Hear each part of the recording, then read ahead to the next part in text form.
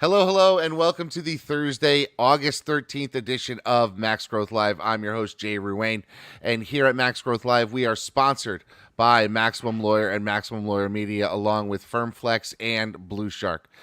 Here at Max Growth Live, we focus 100% on growing your law firm. We interview guests from all over, and quite frankly, Seth, today we have just a legend, one of the best guests that we have. So let me ask you, Seth, how are you doing this week? I'm doing great. Having Keith here, he's been a friend and mentor, has really meant a lot. And watching him in action, because nobody has scaled, I think, more efficiently than Keith. Just remarkable what he's done with his business and his practice. It's been a crazy week. I go to sleep one night and all of a sudden the Google algorithm is screwy, and we have, spam in the top of the search results. And, later that night, Google admits that it's all nonsense, that they flipped the wrong switch. So, the SEO game goes on. I mean, literally, could this year kick you in the teeth any more than it has? And in fact, where John Mueller responding to a literal dumpster fire tweet to say, yeah, my bad, we'll figure it out, but this is Google, this is not meant to be. This was a mistake. Yeah, I saw that, and it just blew my mind. I was like, wow, this is a crazy year when you're actually getting like, whoops, we'll get it fixed, folks. It just blew my mind. It is, but let's get to Keith, because Keith is a living legend, and I want to make sure we have time for all of Keith. Absolutely. As usual, I got a feeling this conversation is going to go long. So first, let's hear from our sponsors, and then when we get back, folks, we're going to have Keith Givens with us, chairman of the Cochran Firm. Give us a few seconds, and we'll get him right with you.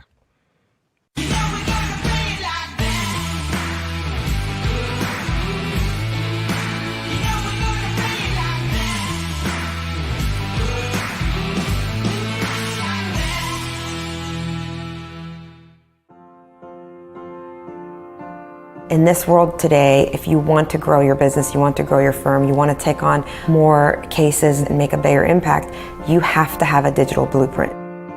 Statistically, throughout the time that we've been working with Blue Shark Digital, our law firm, the Atlanta Divorce Law Group, grew over 1,400%. They truly understand where we're headed and how we want to get there. I have a team in Blue Shark Digital that I feel like has my back.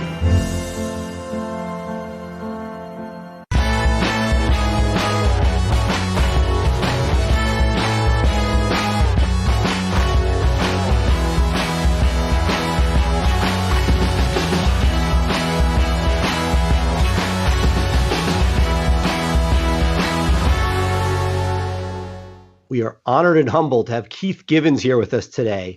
Keith is a friend and mentor who is one of my favorite business lawyers. This man has done incredible things, changing the way that we all practice today. Keith was an amazing trial lawyer of his own right, but has been known as the person who has scaled the Cochran Firm, Jacoby and Myers, the National Trial Lawyers Top 140 Under 40, as well as the Association Management Group, which helps all different organizations run their conferences. Keith, thank you so much for being here today. Yes, thank you. You're very welcome. I'm honored, Seth and Jay. Well, look, we work with a group of lawyers around the country that are step by step trying to figure out how to scale their firms. And there's nobody better than yourself, for my money, as far as figuring out how to take something from a single office in Alabama to a national powerhouse. Can you walk us through just some of the sort of fundamental basics that sort of what has led to that success in your mind? Well, probably no one has made more mistakes in the practice of law than I have. So let's start off with that. It's next year will be my 40th year of law practice, and I've really had a couple of major starts and pivotal points. The first 18 years I was in practice without Johnny Cochran. The last 22 years I've had the benefit of the Cochran Firm brand. So just to sort of break it down, I guess, and look at it in segments, I happen to be from a city. I've lived, and my primary residence is in a city population $75,000. So I'm from a very, very small market. And I guess it's easier, you talk about a big fish in a small pond. So it was probably easier in some respects to be a big fish in a small pond. I did come from a business background. That may have given me a little jump on the business side, but I think the importance has been really creating three buckets, looking at things. In the early days, there were lawyers that instilled the importance of getting the cases. I mean, you're not going to make any money, you're not going to provide any client service if you can't get the business.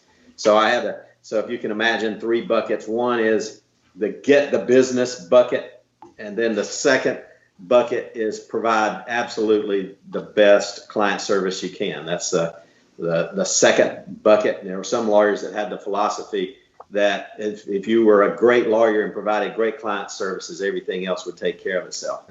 But that's one of my mistakes, thinking that, that's only one bucket. And then there's the third bucket, and that is the business of law bucket. That's the, how well are you structured? How well are you organized? What kind of systems you have in place? That's the importance of the scale, is this third bucket. And you have to have, a business operating structure and system to make sure all these buckets complement one another and function together.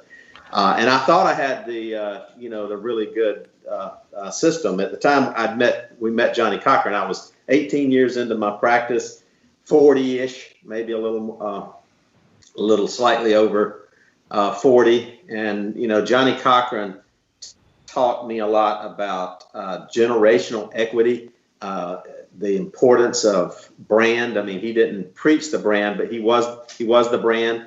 And the importance of having a brand of that magnitude added a dimension of scale. We had 28 lawyers practicing in 2 states. We had 4 offices, and the benefit of Cochran and the brand in the next 22 years, we've grown to 31 offices in 19 states. So that was just a different league and a different level. So that aided greatly in success, because he would have practiced 50 years if he'd been practicing this year in the practice of law. So there was a lot of rocket fuel in our tank when we met Johnny in 1998. I have a bunch of questions to get to, but would love you to start with, for those that haven't heard the story, how did it come to be? How did, you're sitting in Alabama and this is a rock star out of LA. How did you put that deal together? Thanks to a lawyer by the name of Jock Smith. He was Alabama's version of Johnny Cochran. He practiced in a city called Tuskegee, Alabama. I'm from Dothan, Alabama. We were in Birmingham, which is north of both of us. He's close to Montgomery, Alabama. I was the president-elect of the Alabama Trial Lawyers, and he was on the executive committee. And he and I had this idea of opening another office in Atlanta, a diverse office, of white trial lawyers, black trial lawyers, where historically in Atlanta, believe it or not, at the time, really did not have an office of that type. So we thought it was ripe and ready. Now, he was a close personal friend of Johnny Cochran, primarily due to the fact that during Johnny's first book tour, he had met Jock, and Jock was special in that he had the world's largest sports memorabilia collection, and one of the world's largest privately owned civil rights collections. And so he and Johnny became real close personal friends. And through that relationship, he mentioned the idea of opening an office in Atlanta, and they were socializing. They were, I think, at the Jazz Festival in New Orleans. And I received an invitation from Jock to come to fly down from Alabama and meet Johnny Cochran. And so that happened in '98. And we spent, the better part of a day, probably 8 to 10 hours talking to one another. And he asked or inquired if we would be interested in having him as a partner in our Atlanta office. Of course, that's a no-brainer from my perspective. And that's how it started. So we started there, and then over 6 months, because we had a little bit of a robust infrastructure to scale, we ended up merging the LA office of Johnny, the New York office of Johnny, where he was living at the time. He was also doing court TV and writing his second book. So that, we immediately started off with 5 or 6 offices and ballooned up to about 60 lawyers. And so that was the foundation of scale, really, or moving it forward. You mentioned this, and something I always ask our guests about. You learn a lot from the mistakes, and you sort of alluded to that in your opening. Can you talk to us about like some of those mistakes, looking at it from our audience point of view? What are the things you wish you knew when you had started this process? Well, the one size fits all scenario is probably one of the earlier mistakes. You listen to people talk, and you either have the marketing movement where they felt that marketing was the key. Some people thought that you having good business acumen was the key. That's just one of these one size fits all. But one of the bigger problems was recognizing early that if there are people in your organization, whether it's partners or otherwise, that do not share the vision of the firm, then they have to be identified and removed. Because if they carried too long, there's internal conflict and clashing, there's no way to make progress, certainly not scale. So that would be a mistake that I probably made, is just not being able to identify and remove. And that's not just lawyers and law partners. That's anybody in the organization that does not buy in. And I think too, that sometimes when there's hard times, there's a circle the wagon mentality, that you need to circle the wagons to sort of protect what you have and secure yourself. I think that's has proven to be a mistake. That when for example, like we're in the middle of the pandemic, which is going to lead to I think a resulting financial or expanded financial crisis. Whether it's going to be on the magnitude of 2008 or not. But usually I found that when you start moving forward and get aggressive during the so-called game-changing events, like whether it's tort reform, court reform, there was a period of time like in Bush 1, a lot of the lawyers were just sort of getting out because they couldn't make the money as they felt that they needed to make, rather than making adaptations. So that's an example of a mistake. So I think that's sort of a summary. And I think too, not having specialists. Occasionally, I would either spread myself too thin by trying to be in too many buckets. You try to find the best specialist and take the advice of whether you expand and have other partners who are specialists in business generation. They talk about the finders, the minders, and the grinders. So.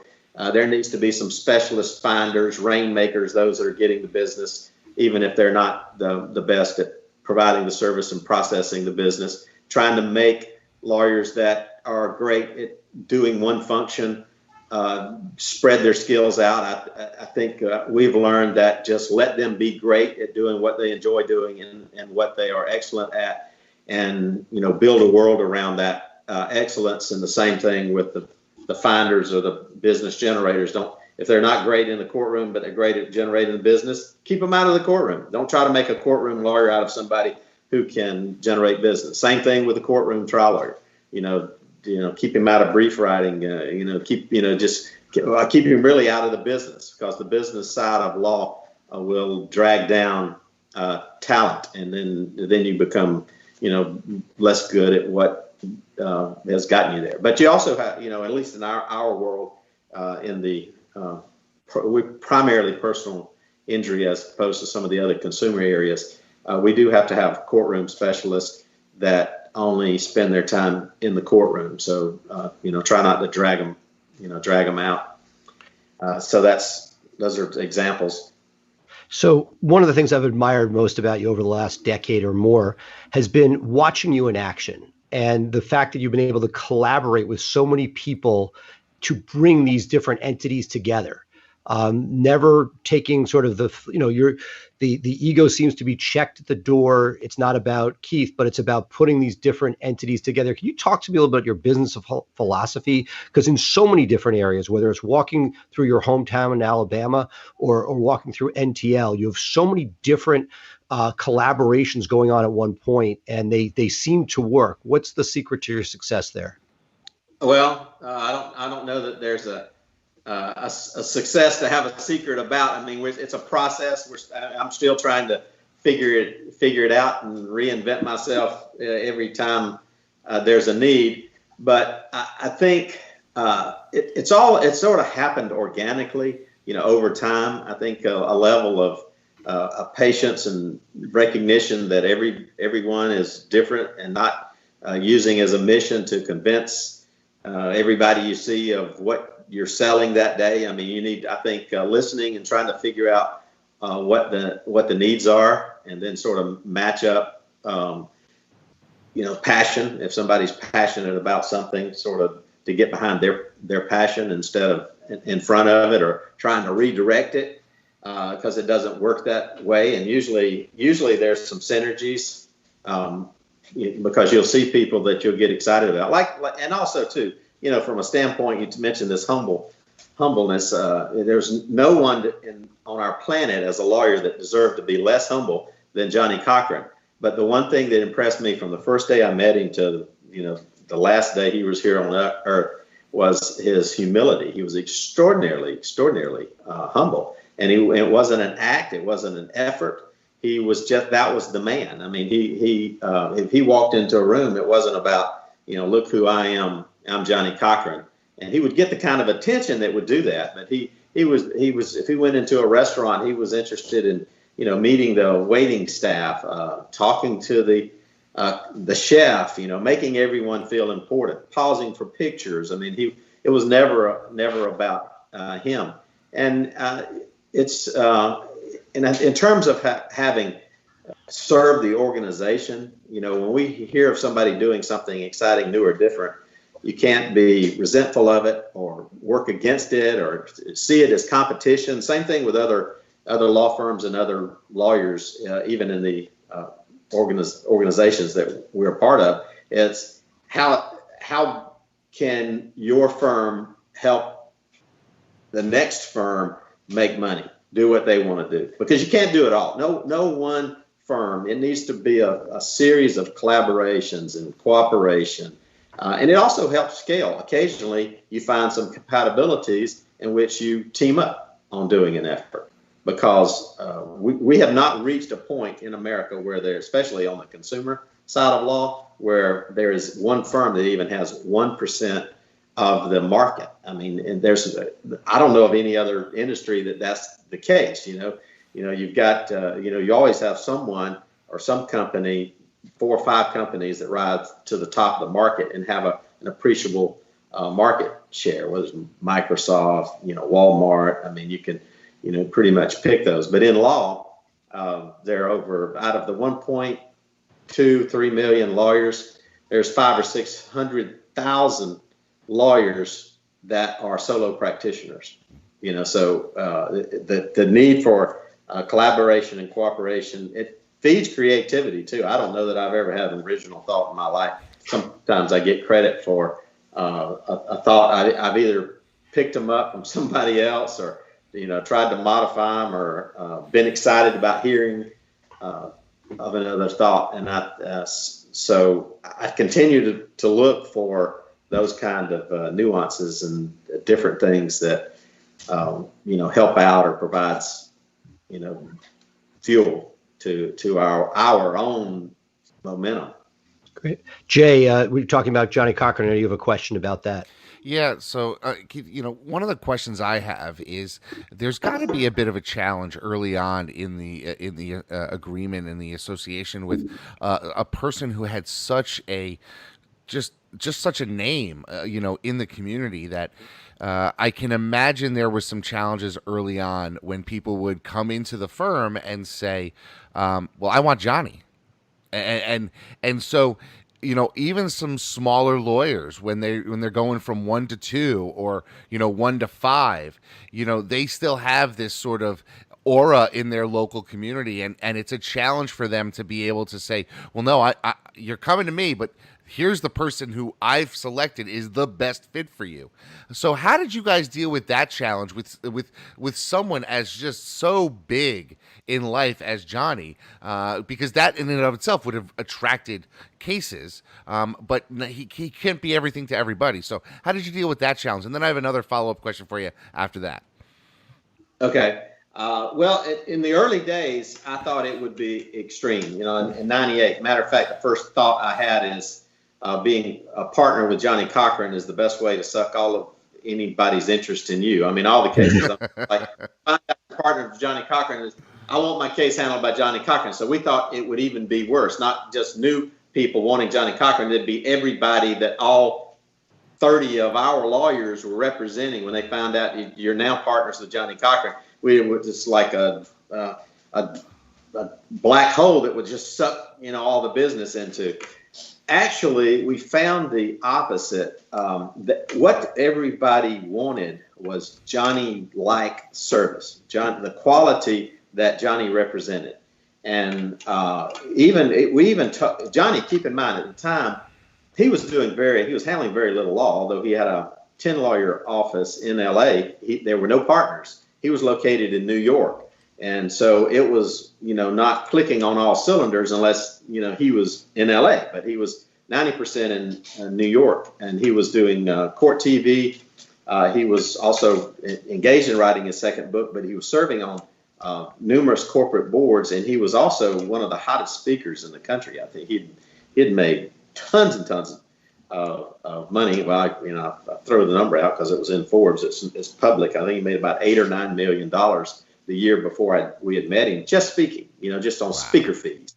So he was being, Johnny had really taken him out of law. And our initial business arrangement is the brand and the name was sufficient. You did not have to roll your sleeves up and do any legal work. And I think people were surprised, especially on big cases. They would come into the firm because of Johnny, obviously, and so, some of which Johnny would even, clients were surprised the other way. They did not expect to have Johnny, but Johnny would get on the phone. If it was a big case and a significant place, Johnny would want to talk to the client, and he would also promise certain clients on some of the mega-sized cases to actually try the case. So he invited himself more often into the case with other lawyers. And don't get me wrong, clients were just ecstatic to have a call from Johnny Cochran. But we did not have a problem even from the start. Now, over time, the resume of the lawyers and the successes of the lawyers created, a backlog of large results, and we would go to the lawyers that had the best results. And if it was a particular type of product case or a medical malpractice or whatever, they were really environmental cases they're really good at. The clients had no trouble, and Johnny had no trouble with deferring to the lawyers who had specialty in those cases. So I'd say that's what we did in the early days. Now, keep in mind, Johnny is this year was the 15th year anniversary of his passing, and there was and it's common to say, how in the world did you keep it together? How in the world is there a firm called the Cochran Firm 15 years after its namesake and main brand and most significant trial lawyer has been gone? The National Law Journal had the same question. Matter of fact, one of the headlines in the National Law Journal about 2 years after Johnny passing, and it was almost like they were shocked. It says, the Cochran Firm survives the death of Johnny. That was the headline, but we were a feature firm because they keep up like the top 10. They used to call it the hot list. Now they have some kind of other elite recognition, but the hot list would be the top 10 personal injury firms based on results. And so we've made the hot list like 3 times since Johnny passed, and honorable mention like 3 or 4 times based on the numbers. So that keeps, I think that keeps us going. We had reached scale. Now, if you ask this question, had we not reached a scalable, sizable operation with offices in major markets, with attorneys with significant reputations, thanks to Johnny that he knew and brought in from everywhere from the inner circle, the International Academy of Trial Lawyers, significant trial lawyers in their own right had already entered the firm. Had that not happened at the time Johnny was diagnosed, and it was a sudden, I mean, we were shocked when this happened. I mean, he had really come off of a year's sabbatical and was, living the life of Johnny, and was ready to roll his sleeves up when he was diagnosed with the brain cancer. So I'm confident that had we not had a significant level of scale, that it would have been devastating to lose a partner of that magnitude, because he was a very important ingredient and glue to the firm. But we also had another founder, Jock Smith, which I'd mentioned, that internally became the president of the firm after Johnny passed. And unfortunately, we lost him tragically to a heart attack at the age of 62 at his home. He passed away in 2012. So we've had two major founders of the firm that have passed away, that the firm has had to, I guess, sort of endure and work beyond. And we miss them, and it is a gap. There's no doubt about it. I mean, from a rainmaking and from a firm standpoint, clients and us as just me from a personal standpoint. And it's not a day goes by that I wish I didn't have a chance to talk to Johnny about one thing or another. So it's you have to overcome that loss. Yeah, I can imagine. Follow-up? Yeah, that could be devastating. Keith, one of the things that I think stood out to me as I was preparing for this conversation was that, I looked at your website, I looked at all the lawyers that you have working for you, and I was able to quickly see a contrast with a lot of the substantial, I guess you would call them, personal injury firms throughout the country. So I spent a little time looking at the bigger players throughout the country. Your firm is incredibly diverse as compared to many other large firms and some of the more well-known, successful personal injury firms in all the major markets. How do you think, and it's something that's obviously in the news now, for a need for diversity among law firms. It's active in our community. A lot of bar associations are talking about that type of thing. Can you tell me a little bit how you think your attention to that detail, attention to having an inclusive and diverse partnership has allowed you to grow in ways that you may not have been able to grow if you were sort of homogenous like many firms tend to be? I mean, you look around, it tends to be in the big PI firms, 7 white guys. And that's not necessarily the makeup of our society. And so you've done something very special. And I want to, delve into that a little about how you think that's helped you really sort of scale and service the clientele. Well, we do have the benefit. This is where Johnny, comes in, and the brand comes in. Is by design and by structure, Johnny wanted the firm to reflect society. He used that term. Now we've morphed it to a more diverse firm than even he envisioned. I'd ask him, what does that mean? Well, he says if there's 25% African American population in the city, I'd expect that city to have 25% African American attorneys that are providing the service to the firm. Now, we are probably now more diverse than even Johnny anticipated, because I do consider this as a minority law firm. It was founded by 2 minority partners that had a majority interest in the firm. So the white lawyers were a minority, and ever since the design, our president has always been African American. Our board has always been controlled by, and it's a 9-member board, majority African American. Our executive committee, which is a 35-member expanded body, also majority African American. And I think in our continued growth, we're doubling down on that, because if you look at most of the markets, they're, pick one, Detroit, Atlanta, Philadelphia, New York. These are diverse cities. Memphis, New Orleans. I mean, you can't pick a major city that does not have extraordinary diversity to a point of also, being, DC, Baltimore. I mean, you just name one. They're 50% African American community. How do you not have a firm that reflects that? So it by necessity, it needs to be diverse. And I think it does internally or from a business standpoint. I don't know that that's so much a business decision as an importance in providing client service decision. And we have not, we haven't steered away from that foundation. And I think also the one thing that we share all in common is that the reputation and the quality of service that Johnny said. In other words, he's sort of like put in stone the level of quality. And you can't, he used this phrase at one point. He said, I do not want to be a mile wide and 1 inch deep. If we're going to have an office in Philadelphia or DC, it's not going to be to capture a case for me and funnel it or whatever else. He said, I want to be as deep as I am wide from a firm standpoint.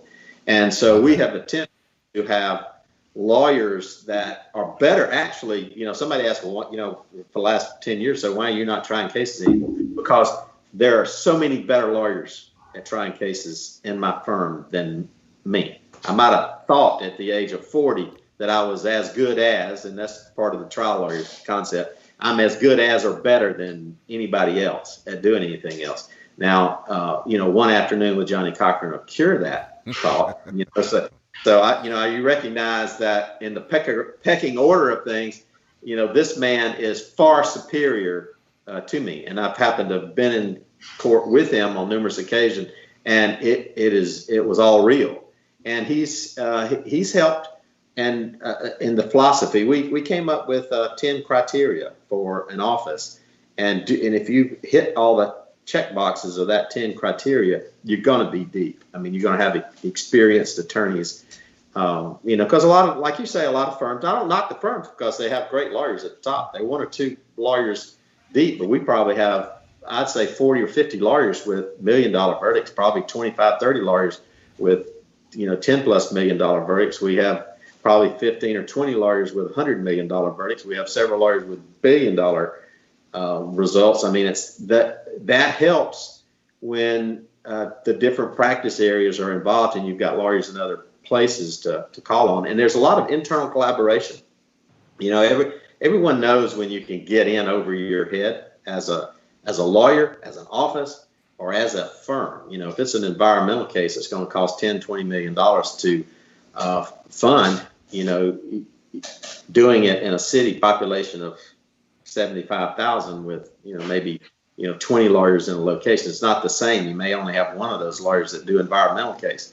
So it's good to be able to pull from 31 different offices, and you may find 6 lawyers who will work on a project. And so we use that constantly to help provide the depth that we need. I don't know if that answered your question, but we seek, when we go to a city, we don't attempt to find a lawyer to fill a seat, to occupy space, to put a flag for the Cochran Firm. We try to find the best lawyer for the community, and we do affirmatively try to find the best African American attorney. We do think diversity. That's a high priority, and I think you do have to think it. I mean, because a lot of times, sometimes our circles are so small, it's just easier for white lawyers to know other white lawyers, and so you're just not thinking diversity. Yeah, no, it definitely has answered my question. As I've seen, as we've grown, the more diverse we've become, the better we are, because there's a number of different perspectives that have worked. So, Seth, why don't you take it over now? Yeah, well, I was going to say that, you talked about how you have these offices around the country and you have a mothership that is a sight to be seen in Alabama. I've been honored to tour it with you. My question for you is, and as we're now in this virtual world in major cities in the Northeast, offices are not open. And so all of a sudden people are rethinking where people have to be sitting. And historically, when Jay and I hire paralegal talent, we're not seeing great talent, generally less than $50,000, often $60,000 or more. And you have a cost structure in Alabama where talent is much more reasonable. You said something to me years ago about sort of outsourcing to Alabama. is sort of almost how you looked at it. Can you talk a little bit, because I think a lot of people right now are trying to figure out, now that borders, the office structure itself is being questioned. How you've leveraged the fact that you happen to be in a place with educated people at a reasonable price point, and use that to your advantage to help grow and fuel the growth along the way. Okay. I'll talk a little bit about the structure so you understand, I guess, the context of the question. But I want to start off by saying I am also questioning my own structure and the structure going forward and how changes may need to be made. So I don't want you to think that, hey, I got a perfect, we got a perfect structure, especially in light of this. But we have in about 4 different buildings in this, what I would consider a small town, we have 160,000 square feet of office space that we have employees that occupy the space for various functions. And what you're talking about, the one building that's 40,000 square feet that houses our intake center, call center, and processing. There's 130 employees in that building, 75 seat call center. It's not the regional office. There's no legal work done in this building. It's sort of part of the operation that services all the other offices. There's probably 200 administrative employees in the city, some off-site from the main site. Now, it is, what you're probably referring to about the outsourcing, it's like Nike having its shoes made in Mexico or China, or, iPhone having its parts made somewhere else. Alabama does happen to be, a place where, a 75-seat call center would cost 4 or 5, maybe even 10 times as much if it was in LA or in our New York operation. So we're able to have more people. We happen to be close to the largest Army aviation military base in the world, for helicopter training, and it brings in real diverse market force for us. So we're fortunate. We also happen to, in our city, we had the call center for Verizon. So we're able to get a lot of talent because they're coming in from all, they handle Verizon's call center work for the whole country. It's there. We're able to get their talent because, there's, hundreds and hundreds and hundreds, low thousands of employees. So we get their top trained people to work in our call center. Pay them a little more, and there we are. So I hope that's not going out to the Verizon call center, but it helps us serve all 31 offices in the kind of scaled way, not to have to replicate the administrative departments that big businesses have. Everybody's going to have an IT department. They're going to have an accounting, controlling department. They're going to have a department that does nothing but marketing. They're going to have somebody in operations. They're going to have legal. We have in-house legal talent. Some of the departments that law firms do not have. Only the 2,000 lawyer law firms, the really big law firms, can develop the kind of departments that you see in corporations. But it's helpful. An office that has 5 lawyers, it's hard to have 24/7 qualified paralegals answering the phone, and you have to staff for the highest volume. You can't have just one answering the phone, because that's just one phone line ties it up. You have to have enough to actually deal with the volume. So that level of centralizing certain functions. Same thing. We have on the digital marketing, the content writers, the search engine optimizers. There's a person for almost every kind of a thought. Seth, because you have a company that does all that. Next thing you know, you have 30 employees, and they all have different titles and different functions that they do. You can't, in a boutique small office of whatever type, you can't provide that service. You have to have had a scaled need. But at the same time, when you see a scale need, you got to meet it with these departments that can provide services to other places remotely. So we have been good at remote work, because when you call a New York office, you're getting a New York accent answering the phone in Alabama, but they're not, when they hang up, they're not taking the next call, and it's Ginsu knives or the Vegematic or anything. They're selling. It's nothing but pure legal. Now, the thing that we are analyzing now, and which we're finding because of remote work, we've taken that 75-seat call center in every room, and we're probably too spacious. But space is cheap in Alabama. I mean, we really bought 4 different banks, huge banks that moved out of the inner city, and we renovated these banks. So they're built very, very well and had a lot of space, and opulent conference rooms and everything else that goes with it. And we're able to put a lot of people in offices that can close the doors, even though we've made glass everywhere. So we have thought historically, we've always, added employees, bought office space to accommodate, and they spread out, and we had just recently, before the end of the year, we bought 2 more office buildings on the same block and a house to actually house guests that come in, and put a big iron fence around it. And, so we're in an expansion mode. But what we have learned is we could probably double in size and not require any more space because of our ability to, the key is getting everybody trained and onboarded. We found that you cannot adequately train new employees without, hard touch, office habits, office practices. But a high performer, an experienced employee that had been there for a while, and Seth, you haven't been there, we have a lot of 20 and 30-year employees who have a lot of institutional knowledge, and they have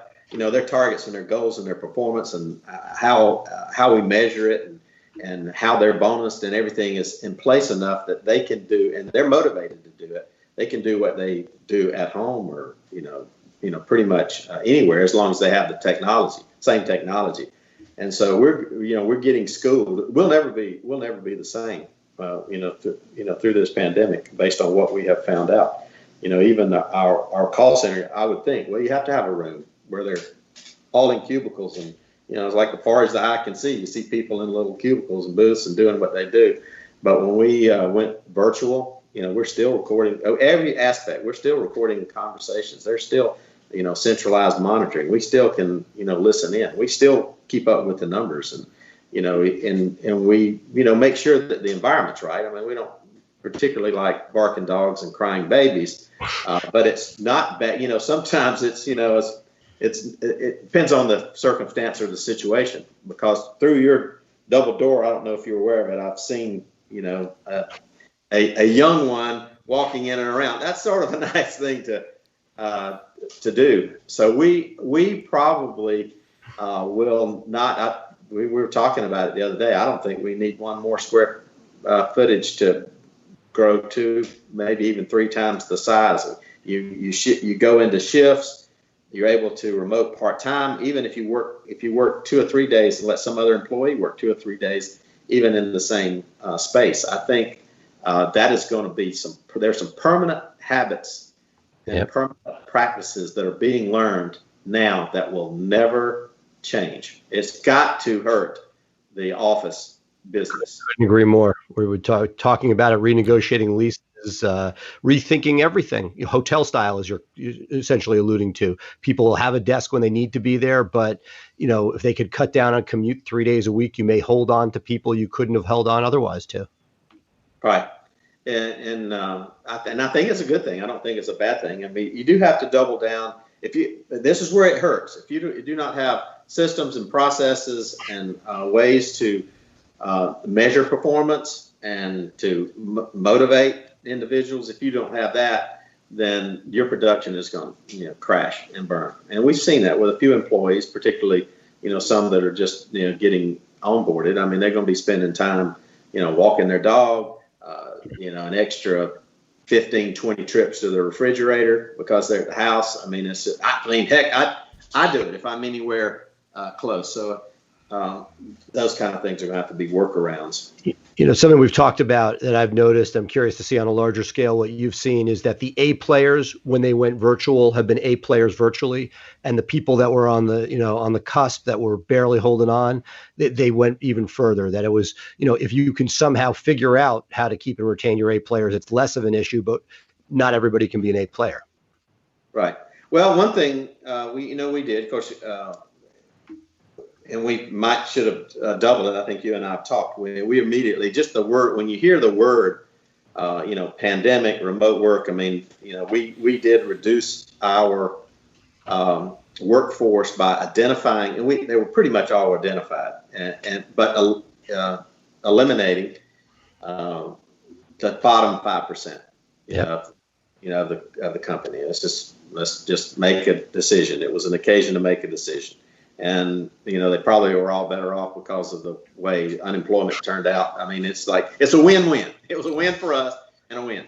And we also looked at the PPP loans and structured it in the kind of way that really, in our situation, no lawyers received any compensation of any kind, but all the staff that would qualify did. So that was of assistance, and but it just, from our internal standpoint, it just happened to hit us at a cycle where we were abnormally loaded with reserves. Usually we say 6 to 9 months in comfortable reserves in case the faucet just turns off. I guess that's just a natural fear and paranoia that I would have, but we had a lot more than that for some reason when it hit. Now, that doesn't mean you're going to just burn through it, but it did give us some preparation for bad times. And I don't want to be a downer, but I do not feel like the worst of times for the legal profession is here yet. Not because I think there's going to be an aftershock. I mean, this is the first time in my 40 years where we've had a situation where courts are closed and there's, in essence, a total shutdown or modification. The good news is everyone has upped their game on technology, and we have found out how you can save trips and hotel bills and time. I mean, you're a lot more efficient with all the methods of communicating, taking depositions, doing hearings. I mean, and I don't think that's going to change. It's going to come back a little bit to the way it was, but judges like doing it. I mean, they like sitting and being able to, do a Zoom or a Skype or a WebEx or a Microsoft Teams. I mean, whatever the process is for resolving things. I think that's been a major takeaway. But what I'm anticipate, happening is in the next 6 months to a year, the economic impact of this malaise and this stall. I mean, there's a lot less traveling. I mean, I would have thought, and I even asked, I would have thought that, bankruptcies are going to go up. Not the case. I mean, even the bankruptcy attorney is saying that there's just monstrous drop off. I mean, the people that are typically subject probably to bringing bankruptcy claims are so broke that it's like they're beyond bankrupt. I mean, they can't even afford to even go through the bankrupt process. They just don't even care. That was, sort of one explanation. But I think same thing on whether it's personal injury, insurance companies, everybody is going to be so economically impacted. Now, again, though, we're not. The second thing we did was instead of circling the wagons, we decided on an offensive. We're going to go from 31 offices to 50 offices. That's sort of our target, and we're in midstream of that. So we are doubling down on forward movement. There's greater need for consolidation because a lot of prospective partners into the system are looking for solutions and scaling one another and teaming up. I mean, could you imagine, for example, like there's a lawyer across town to you, it's hypothetical, not because you've sort of scaled, and you could cut your expenses in half by sharing them with them and still have your same source of revenue because you're sharing in a full-time accountant. You're sharing.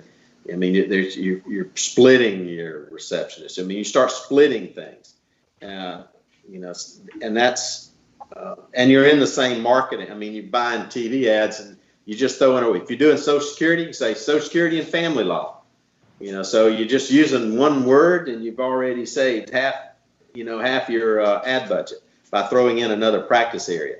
So that's, I think that the opportunities probably for consolidation and scale are as good as it will ever be during the pandemic. Now, I know that sounds crazy, but I would say this. So I would think that way. Now's the time. Now's the time to move. Now's the time to scale. Now's the time to be creative. And there's probably 3 or 4 things from a business structure to do. This is a good time also to sit down and reanalyze your own structure. Look at what you want it to be in 5 years. Recognize all the empty seats. But go ahead. It's almost like building out an organizational chart that includes what your vision includes, what you'd like for it to see. And if there's not a seat, don't be limited by what you have people to put in seats. Be just only limited by your imagination, and then have them there's nothing wrong with having an empty box and have a title. I want to, my son, I didn't know that even there was such a thing as a chief revenue officer. It has a title and name. It's on the internet and everything else. So next thing I know, he's hiring a chief revenue officer. I didn't know that there was I've heard of this chief financial officer, this chief executive officer, the CEOs, but now the CROs, and the CTOs. There's a CO for something. So the purpose of doing that is to know if you've got the right people in the right seats. And if you don't, you need to move them out of the seats, because sometimes, it's a tendency to promote somebody to something they can't do. They may be great on the phone. Next thing you know, the receptionist is the director of marketing. You can't you can't be doing those kind of things. You have to recognize when there's an empty seat, in place and on the structure. And also, it's a good time. I think we've all, if we haven't learned it, we want to learn it before it's over with. Technology. When you get into the game on technology, if you get to the state of the art on the technology, it allows you then to move into the systems to make everything work, and the processes to be able to monitor, how it's working. And if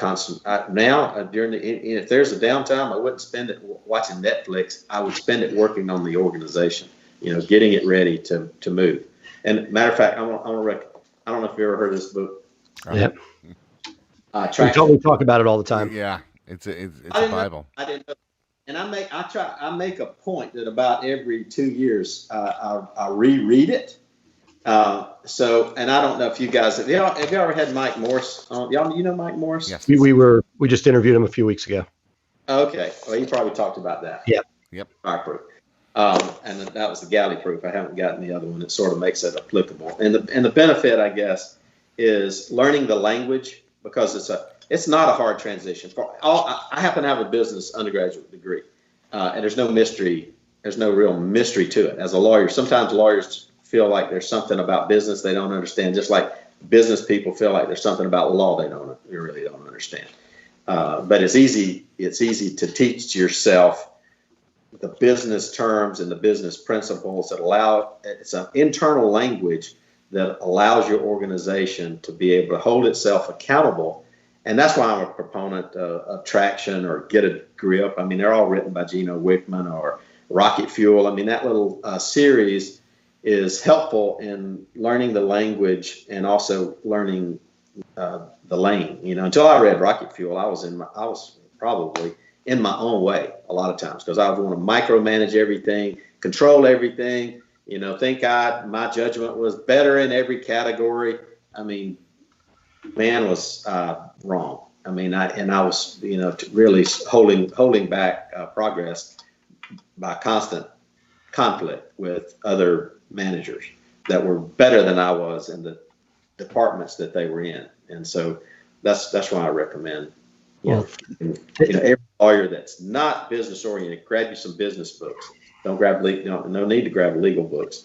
Grab business books, and that'll help you scale probably as quick as anything. Well, Keith, thank you so much. We could keep going on. I'd love to have you back. I want to hear the story of NTL from inception through what it is today. But this has been awesome. Really, thank you. It means a lot to have you here, and you've meant a lot to me personally in the growth of my firm. So just great to sort of sit back and hear the wisdom come right out. Jay, you got any last words? No, I just want to thank you. I think one of the things that a lot of people can take away from it is somebody, Keith, at your position position with all you've accomplished, you're still setting quarterly rocks, right? You're doing the things that you need to do to continue to grow, and it's not something that just comes naturally. It's something that you have to continually work at, and I think that's a message that everybody can take away, or at least one of the multiple things that I know I could take away from this conversation is that this is a marathon, not a sprint, and you constantly have to work at it, and you've proven it just now by talking about how you come back every 2 years and you make sure that you're following the systems. And systems, scale, all those things matter. So thank you so much for being with us. I really appreciate your perspective and everything that you've brought to the table today. Well, thank y'all, and I also likewise look up to the two of you. So and I look forward to following your insight and message and vision. So thank y'all very much. Thank you. Thanks, Keith. All right. Take care. All right.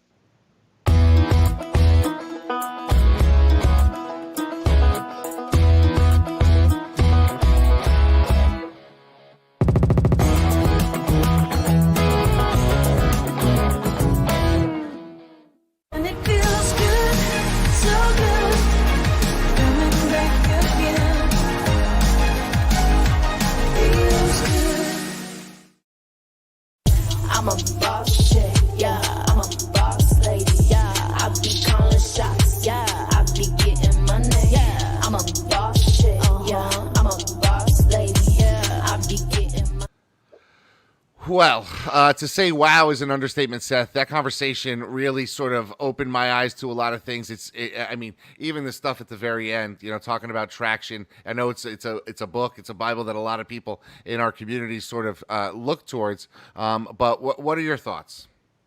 No, I mean, look, I've always looked at Keith as that guy who's like, oh, why don't we just slice the bread, before they knew how to do that. Like every time he does something, I'm like, oh, yeah, that would make a lot of sense. And he's done it and he's scaled it and he does it over and over again, whether it's Cochran, whether it's NTL and visiting him in Alabama, all of his different local business ventures. Oh, we need a wedding venue. Oh, this place would be great for that. And next thing you know, he's invested in it and they have a lovely downtown venue for people to do things. So I am, always in awe, and to get this much focused time to hear just what's going inside his noggin, really special day. Yeah, I mean, we prepared for a half hour. We got over an hour out of them just to talk about all types of things. And I think, some of the things that are cultural touchstones right now, the need for more diversity in law firms. I think, Cochran Firm has done a wonderful thing focusing on that. And I think it shows in their ability to grow. And so that's certainly something that a lot of people are talking about now. And I think it's something that people can take a lesson from and how to do it and how to do it the right way. But we got to end now because, as usual, we've gone over what else is new, but we want to talk about what's coming up in next week. So Seth, why don't you give our listeners what they have coming up next week? We got two things next week. We'll have Nalini on talking about directories. Right now we talked about the algorithm, nonsense at the beginning of the show, a lot of uncertainty. And that means that where you place your dollars mean that much more. When the algorithm keeps changing over time, not just the mistake that Google made, the question is it right to be in a directory? Is it cost effective? Is it worth the link juice? Can you get leads from it, et cetera? That's the first part. The second, John Fisher, new book just came out, a juggernaut, a ton of information, and would love to sort of pick his brain and figure out what he's seen, because he's kept his firm small, but the information he's providing is really a blueprint for any law firm that wants to create systems. He quotes you a lot and wants to be able to scale. The same fundamentals are there, and can't wait to do a deep dive with him. Yeah, so that's great. So for that, we're going to end this episode now. That's going to do it for us. But if you wanted to take us on the go, you can download the Maximum Growth Live podcast on any one of the podcasting platforms. I have a preference for Apple Podcasts. I know you're a Google guy, Seth, but it's also available on Spotify. And you can tune in every Thursday for another edition of Maximum Growth Live. So thank you for being with us today. If you have questions, please feel free to give us a comment down below. If you have any suggestions, you can also DM us on any one of our social channels. We're happy to talk to you about this program and bring you the type of content you need to grow your firm. So for that, for Jay Ruane, for Seth Price, we'll say goodbye. Have a wonderful week, and we'll see you next Thursday here on another edition of Maximum Growth Live.